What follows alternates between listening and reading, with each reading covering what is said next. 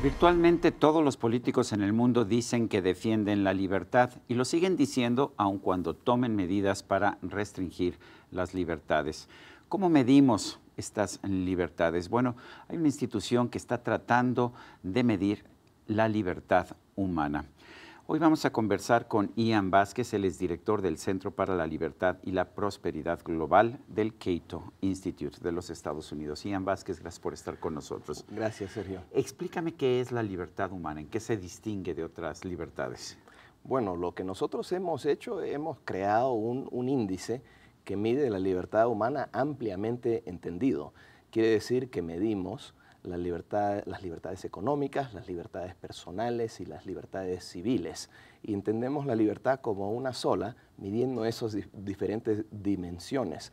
Lo que queremos decir con libertad es la ausencia de restricciones coercitivas, ese concepto de que uno tiene el derecho de vivir su propia vida siempre y cuando respeta los mismos derechos de los demás. Pero hay gobiernos como el de Cuba o el de Venezuela que restringen las libertades económicas y dicen que es para defender la libertad del resto de las personas para no ser explotadas. ¿Qué opinan ustedes? Estamos en desacuerdo absoluto y es justamente por eso que tenemos una definición muy clara y transparente y podemos mostrar cuál es la relación de nuestra definición con diferentes resultados, porque al fin del día estos gobiernos como el chavista y otros alrededor del mundo dicen promover su definición de libertad para poder lograr ciertos bienes, ciertos resultados. Y uno de los beneficios de poder medir rigurosamente a la libertad es poder ver cuál es esa relación entre la libertad y el bienestar humano. A ver, dijiste libertad personal, libertad civil, libertad económica. ¿Qué son exactamente cada una de ellas? ¿Cómo distingo estas libertades?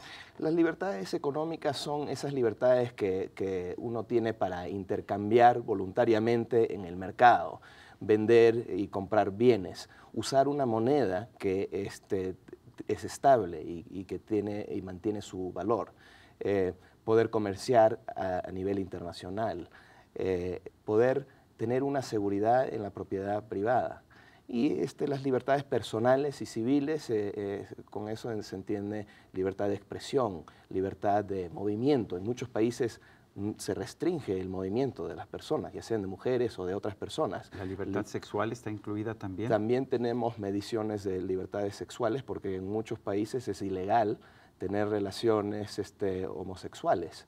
Entonces, tenemos todo tipo de mediaciones, libertad de religión, libertad de asociación. Es difícil, en muchos países es ilegal asociarse con otras personas que quieren formar un club o hacer una asociación comercial o una asociación de ideas. ¿Qué pasa, por ejemplo, en Cuba si yo quiero formar un partido político? Porque la ley me dice que solo puede haber un partido político. Es ilegal y te mandan a la cárcel, por lo tanto Eso no tienen libertad. no es una libertad política, aunque me digan ciertas personas que hay más libertad política en Cuba que en Canadá, por ejemplo, ¿no? Todos tienen una definición diferente de la libertad y nosotros pensamos que es importante tener una definición clara y que se pueda entender.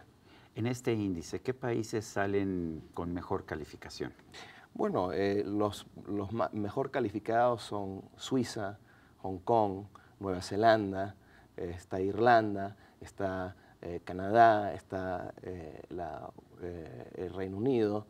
Estados Unidos... ¿Qué pasó con Estados Unidos? Porque antes era el Claro, país más liberal del mundo, ¿no es así? es que los estadounidenses suelen pensar que son los líderes en la libertad alrededor del mundo, pero lo que hemos visto en los últimos 15, 18 años es una decaída de libertades en Estados Unidos. Por lo tanto... ¿Nos puedes dar ejemplos, Ian? Claro, con la guerra contra las drogas, con la guerra contra el terrorismo, con las guerras que ha iniciado Estados Unidos, en que se han violado los derechos de privacidad, en que se han violado derechos de las personas, con la pérdida de la seguridad de propiedad privada. Los gobiernos cada vez más están vulnerando eso en Estados Unidos, con la crisis financiera que ocurrió en Estados Unidos, el gobierno estadounidense tomó más libertades para agrandarse, para gastar más, para favorecer para a ciertas la empresas. actividad bancaria, ¿no? También eso, pero lo que hemos visto en Estados Unidos es una caída en el Estado de Derecho, en nuestras mediaciones. Y eso es un importante indicador de libertad, porque sin eso no tienes libertad. Y por lo tanto se está manifestando en todas las otras libertades y pensamos que eso es quizás el indicador más vulnerable de Estados Unidos.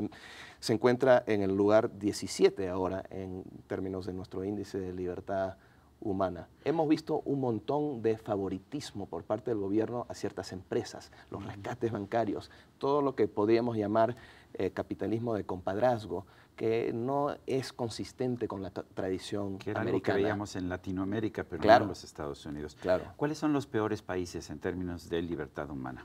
Vemos a muchos países de Medio Oriente, como Siria, y vemos ahí al fondo a Venezuela. A Venezuela. Venezuela está que era un país que fondo. tenía un buen índice de libertades hace 20 años, ¿no es así? Claro, 30 años. Además, era el país más próspero de Latinoamérica en los años 70. Pero uno puede medir ahí cómo empezó a perder sus libertades económicas. Venezuela, de largo plazo, durante muchos años, nacionalizó el petróleo, centralizó todo ese poder en el gobierno creció y tomó mucho más poderes, monopolizó la sociedad en realidad con el apoyo de la democracia. Y eso terminó creando graves problemas sociales y políticos para el país, que terminó resultando en la elección de Hugo Chávez con toda su retórica de que él solo puede arreglar las cosas de manera populista, por supuesto. El caso de Chávez es en realidad una continuación de lo que está ocurriendo en Venezuela, la pérdida de libertades, pero de forma mucho más acelerada. Y creo que hay varias lecciones ahí. Una es que una democracia tiene que mantener, para mantener su libertad, cierto nivel de libertad económica.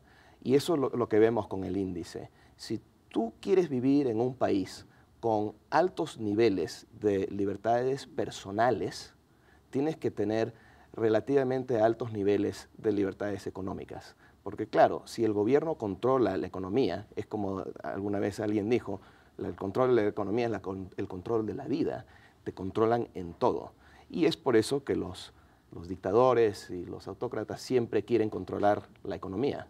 Cuéntame de México, ¿cómo está ubicado México en este índice? México está en el lugar 73. ¿De cuántos países? De 159 países. O sea, no estamos media tabla, pero más bien hacia abajo. Es mediocre, en el mejor de los casos, ¿no? Exactamente, ¿qué estamos haciendo mal en México? ¿Tú lo sabes? Los puntos débiles de México son el Estado de Derecho. Es muy débil el Estado de Derecho, tanto en temas personales como en económicos. La propiedad privada no es segura, los contratos, todo ese proceso. La seguridad y el nivel de crimen es muy alto en México. Y claro, si hay una alta probabilidad de que no estés seguro en tu persona, claro que baja tu libertad.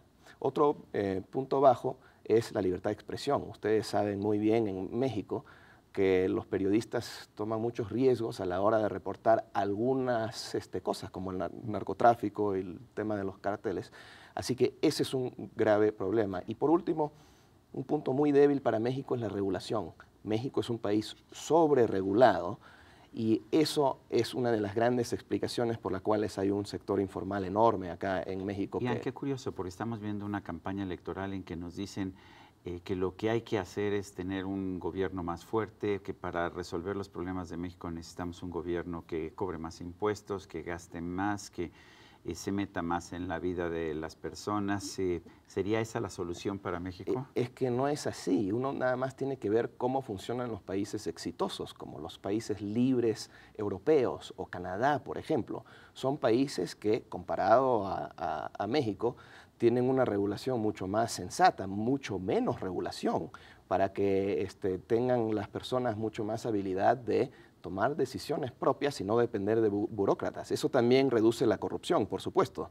Entonces, es uno de los beneficios tener un índice para poder comprobar que no es así. El caso de México es un caso muy atrasado en términos de sobreregulación. Ian, ¿qué tienen Suiza, Singapur o Canadá de diferente? Exactamente, ¿cuáles son las razones por las cuales son países más libres? Son países que tienen altas mediciones en casi todos los indicadores de libertad. Por ejemplo, propiedad privada. Propiedad privada y Estado de Derecho, la propiedad privada y los contratos son respetados. O sea, si uno tiene propiedad privada, puede hacer con esa propiedad lo que uno quiere dentro de la ley, no se lo va a quitar el gobierno de una manera arbitraria. Los contratos también son así. El Estado de Derecho respeta al debido proceso. Eso da una seguridad enorme para poder llevar adelante no solamente la parte económica, sino toda la vida. Y eso es importante para poder crear riqueza y tener iniciativas y ser innovador. Nosotros estamos viviendo ya 30 o más años de globalización y muchos países han incrementado sus libertades económicas, como China, como Rusia, como Turquía. Dicen que el comercio, de hecho, ayuda a generar libertades de todo tipo, incluso políticas, ¿no es así? ¿Qué opinas? Por supuesto, porque el comercio lo que hace es quita los privilegios de los beneficiados por ciertas reglas que les dan privilegios dentro de los países latinoamericanos, por ejemplo, y hace a los grandes empresarios competir en el mundo, y eso beneficia a todos los consumidores. ¿Y te preocupan los populismos que estamos viendo, que están emergiendo, incluso en países desarrollados, en Italia, en el resto de Europa, en los Estados Unidos, en México, en Venezuela? ¿Te preocupan?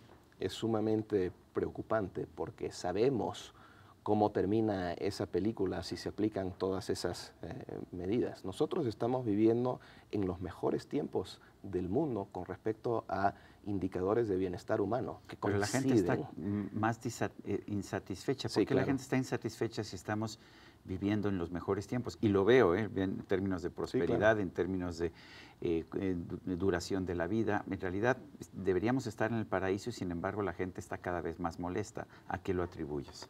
Bueno, hay muchas causas. En mismo México se puede ver que tienen un gobierno que tienen grandes problemas, se ve la corrupción, se ve la falta de políticas bien pensadas, se ve la mala administración y no se ven alternativas creíbles en términos de política. Hay una desconfianza en las instituciones, y cuando hay una desconfianza en las instituciones de un país, el único que puede arreglarlo, según esta narrativa, es un hombre fuerte que dice, solo yo lo puedo arreglar, no podemos confiar en las instituciones. Pues yo quiero agradecerte, Ian Vázquez, director del Centro para la Libertad y la Prosperidad Global del Cato Institute de los Estados Unidos, esta conversación. Muchas gracias. Y a usted, amigo televidente, que hace posible este programa, se lo agradezco también. Esto es todo por hoy, pero no se le olvide. Nos vemos la próxima.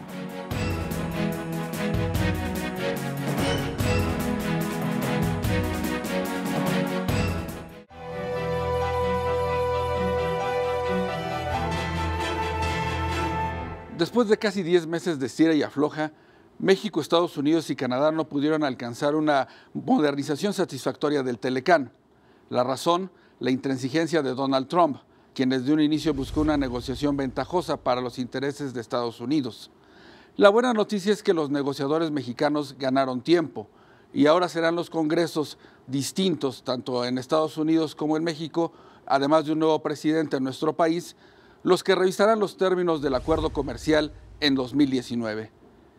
México ha sido un gran socio para Estados Unidos, pero un riesgo acecha, la posibilidad de que se sigan aplicando aranceles no solo al acero y al aluminio, también a los automóviles ensamblados en nuestro país. Como dijo Porfirio Díaz, México tan lejos de Dios y tan cerca de los Estados Unidos.